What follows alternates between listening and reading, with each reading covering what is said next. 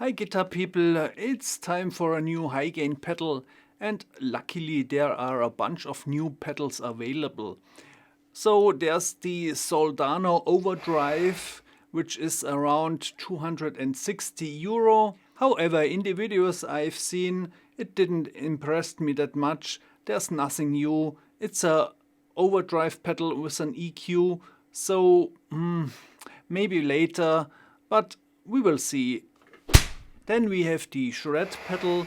It's a Bernth signature pedal from KHDK, which is around 300 bucks. In Europe it's a bit more expensive, it's around 350.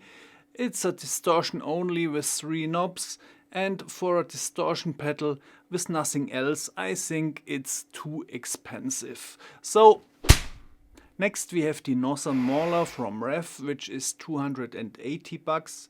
In Europe it's a dual pedal. One side is a mix between a kind of G3, G4, and the other side is a Boss HM2. Well, it looks nice, but I think it's old wine in new skins, and I already have this one. It's a REVV G3, so nothing for me. Then we have the Devils Triad.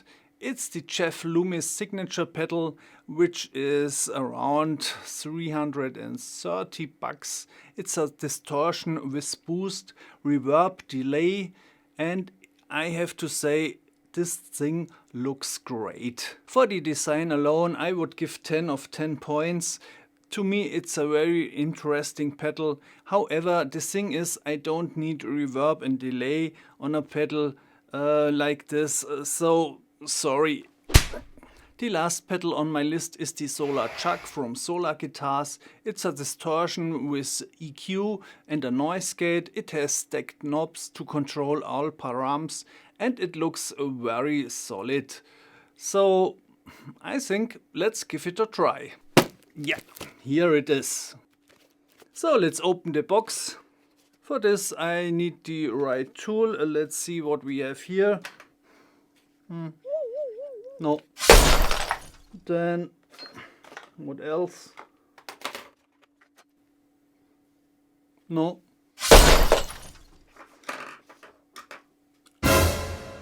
No. Yeah.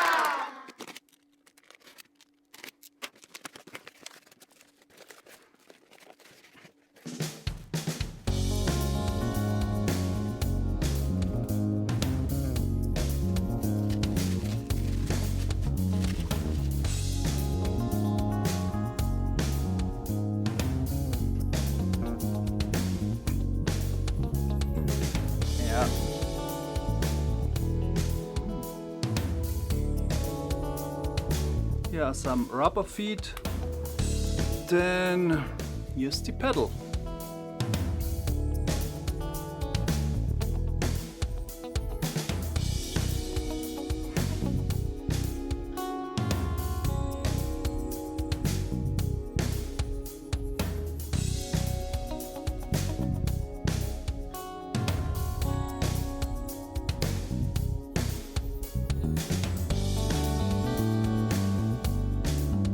Look at the stacked knobs.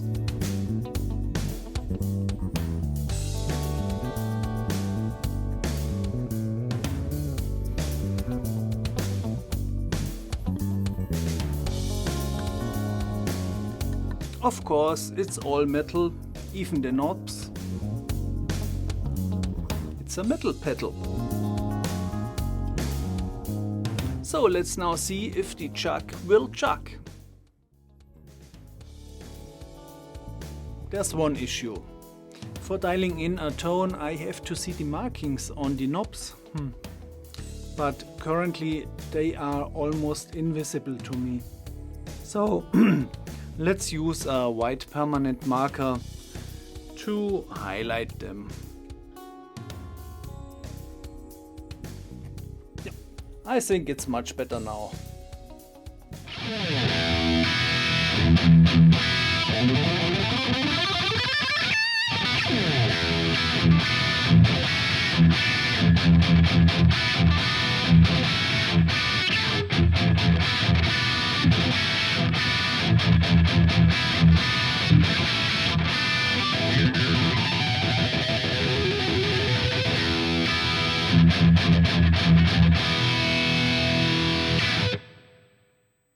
Well, I would say that thing chugs pretty well.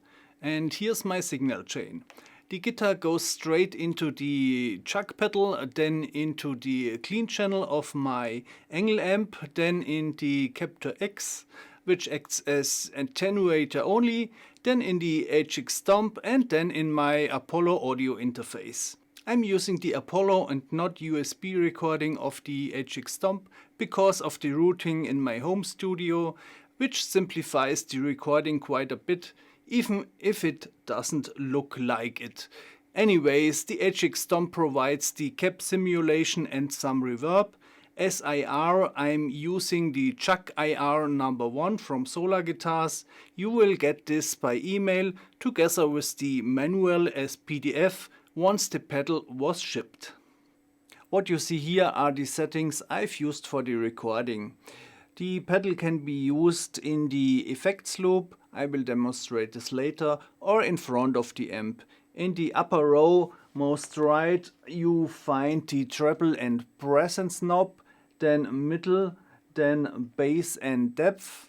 On the lower row we have volume and gate threshold, then gain, and then high frequency and low frequency gain. As you may have noticed, 4 of these knobs, 1, 2, 3, 4, have an outer ring, so you have more controls in less space. That's not new, but clever. When using the pedal in front of the amp, it's recommended to roll back the trebles and presence. So for the Engl amp, I've also rolled back the mids because otherwise it's way too bright. Let me demonstrate this.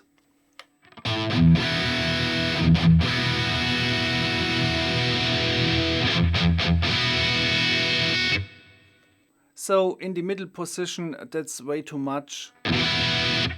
When rolled back, it's too dull. So you have to find the sweet spot. That's when the tone starts to open up.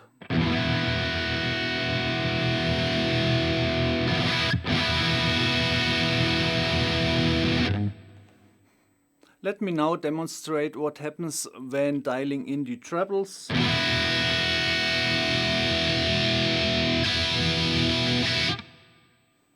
Well, I'm pretty sure you don't want bleeding ears, so let's dial it back. And I also dial back the presence knob because I think it's a bit too much. Let's now engage the doubler and echo on the HX Stomp.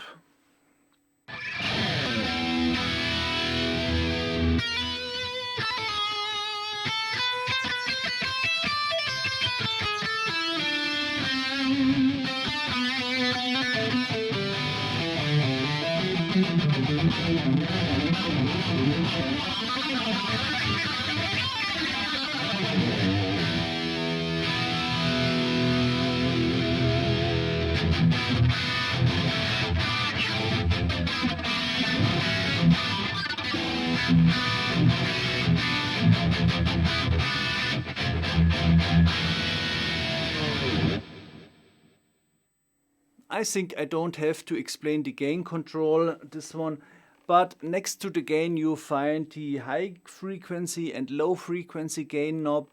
Here you can fine tune the gain by filtering frequencies. However, as I found out, the high frequency knob has less impact on the sound the more the treble presence knob is rolled back. Same for the low frequency knob and the bass depth control. So please keep this in mind when dialing in your own sound. The pedal also has a built-in noise gate, which works really great. The LED in the pedal indicates if the pedal is engaged or not, and if the noise gate is open or closed. So LED off means not engaged, red color means closed and green color means open. If you roll back the threshold, the gate is always open. If you turn up the knob, the sensitivity decreases and the gate closes faster.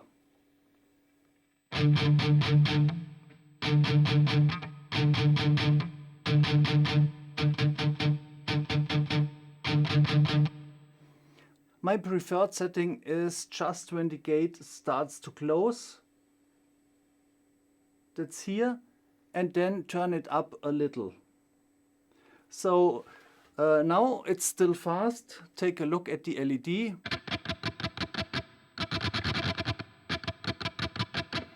But the sound can still fade out nicely.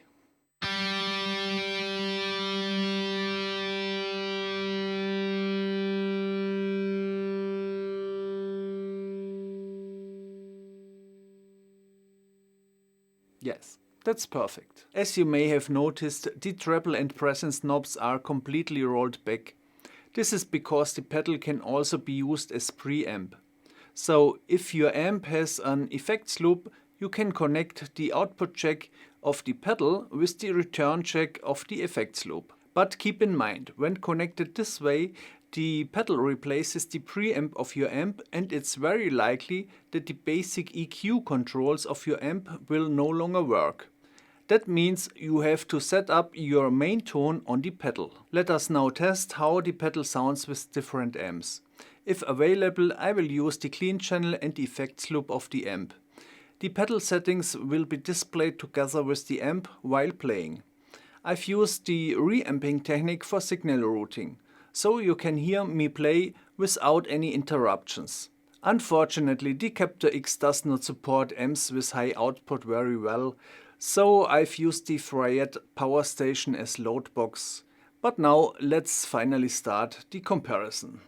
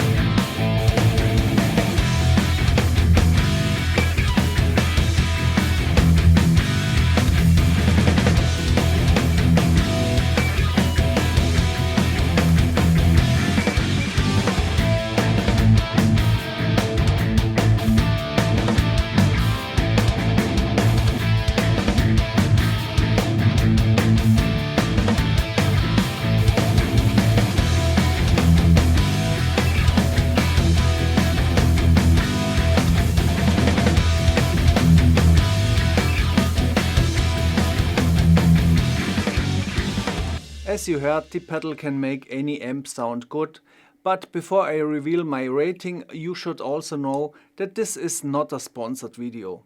I don't get paid for the making, and the pedal was purchased by myself. So here's my rating. The Chug pedal has a great build quality, however I would have liked the markings on the knobs to be more visible. But as already mentioned, this can be fixed pretty simple. Sound-wise, the pedal is made for heavy rock and metal, what else, and it does the job very well. However, on some amps the mid control is quite sensitive when used in front of the amp, so finding the right sweet spot can take some time. The built-in Noisegate works perfect and is the perfect addition for this pedal. The Chug IR, which comes along with the pedal, sounds great and has tons of low end. Just for the case you don't like, you can reduce that with a low cut filter in your DAW or IR loader. I haven't done this in any recordings you've heard. So my overall rating for this pedal is a solid 4.8 out of 5 metal hands. In my opinion, Ola and his team made a really good job. Please let me know in the comments below if you would like me to do a shootout between the Chug DRF G3, the Boss OD200 and maybe some distortion pedals of the HX Stomp. Thanks for watching and see you soon on this channel.